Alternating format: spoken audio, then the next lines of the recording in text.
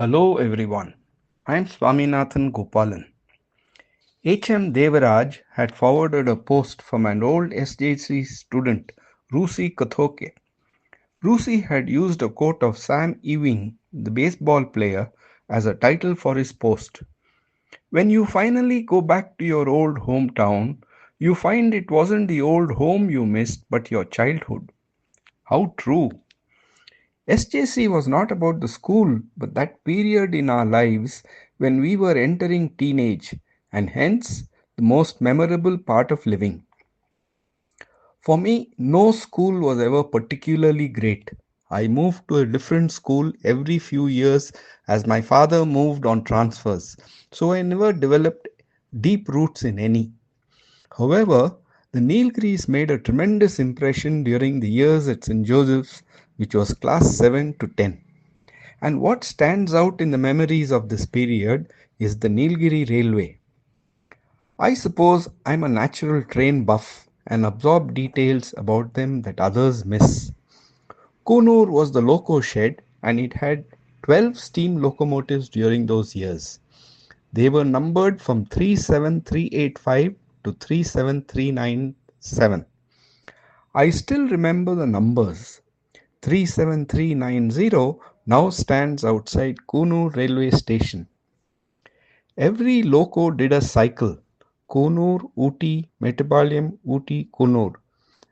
There was a pattern to the use, and very often the local number that I expected would come. We walked along the tracks very often, either when the evening train was late or we had stayed back at school for sports. On one of these walks, a question struck: what would happen to a coin if the loco ran over it? Next morning, I brought a 1 paisa coin, and where the rail track turned a corner and I was hidden from view, placed the coin on the track and waited for the train to pass. Just as the loco approached it, a thought struck. What if the coin causes the train to derail? And my stomach twisted, gripped by fear. The loco and train passed over smoothly, however. Then I found the coin. It was an oval disc of metal, thin as a sheet of paper and about 4 times the size of the original coin. There are three classmates that I met after leaving school. Ivar Drug is a classmate that I remember for many reasons. Partly he is the one that I have met most often later. Apart from being the leader of the group that raided orchards nearby, he was the one who went in and climbed the pear trees. We were like foxes that follow a lion that goes hunting, waiting for him to throw some pears to us. Just as I am a train buff, Ivor had a head for buses and their registration numbers. In those days, all the buses were private services. NMT was the largest fleet, NBT had 3 buses, MCS ran the Coimbatore and Metropolitan buses. They even had a first class bus that did one trip every day. From the school, the highway on the other side of the valley was clearly visible. A bus would crawl up the slope and Ivor would say, "That's 4792, driver cruise." After my father retired, he built a cottage near the Sims Park. I used to come a few times every year to meet my parents. It is on those trips that I have taken my children on the trains from Kunur Ooty and Kunur Metropolitan. Later, as a teacher, I brought a group of students in class 7 and we walked along the track from Ooty to Kunur. But after Lovedale, we just walked cross country. You can't do that anymore. On most of these trips, somewhere or the other, I would cross Ivor. He would have come home on leave from the Air Force visiting his parents. India Nair Force is what he called Indian Air Force. Later, after he retired from the Air Force and joined Hindustan Photo Films, I met him once. From one uniform into another, he remarked. About 10 years ago, I took a little house on rent at Melur Hosatti village. I would come and stay there 10 days in a month. The landlord was a lawyer in Kunur. One day, in conversation, I told him that I had studied at St. Joseph's.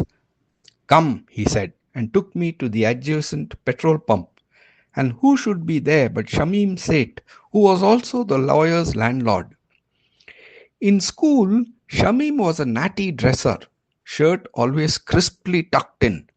Naturally, we would creep up behind him, pull out the tuck shirt, and run. It irritated him no end. The lawyer also took me to meet his relative R.B. Vishwanathan, who is no more. R.B. was a pediatrician with his clinic near Crown Bakery. So Ivor, Shamim, and Vishwanathan were the three classmates that I have met.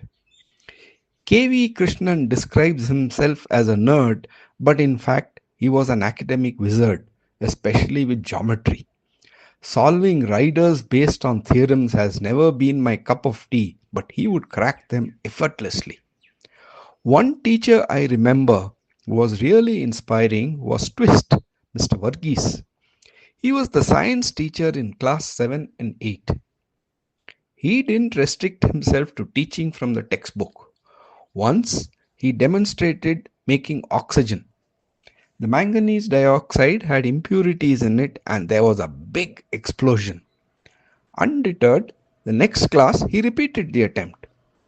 I was sitting on the edge of the bench waiting for the explosion, but it didn't happen and Twist collected 6 jars of oxygen. To demonstrate the properties of oxygen, he inserted a glowing splinter in one and it caught fire as if by magic. Next, he lit a magnesium ribbon, turned his face to the wall, and dropped it into a jar of oxygen. The ribbon burned with such an intensity that for the next 20 minutes we couldn't see anything else. Twist also organized practicals. He set up 35 experiments for the 35 boys in the class. Every week we did one experiment covering all 35 in a year. Many of these experiments I did later in PU and BSc as well. Twist organized a science exhibition where the highlight was the headless wonder, the head and neck of a boy who seemed to be within a bowl of water. He was a visionary science teacher and left for East Africa. When I compare our childhood with children of present times, I feel we were really blessed.